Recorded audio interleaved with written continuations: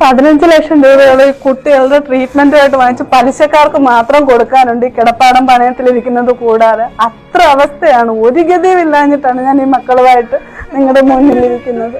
ഈ മക്കളെ വിചാരിച്ചിട്ട് എല്ലാവരും ഒന്നും കൂടി ഞങ്ങളെ ഏറ്റെടുക്കണം. എന്റെ ഭർത്താവിൻ രോഗിയാണ്, വേലയ്ക്ക് പോകാനും പറ്റില്ല. ഭർത്താവിനും കുട്ടികളെ ഇട്ടിട്ട് എനിക്കും ഒരു ജോലിക്ക് പോകാനായിട്ട് പറ്റത്തില്ല.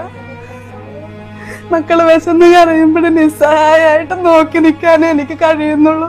എല്ലാവരും ഒന്നും കൂടി ഞങ്ങളെ സഹായിക്കണം. പഠിച്ചവരെ വിചാരിച്ച് ആരും ഞങ്ങളെ കൈവിടരുത്.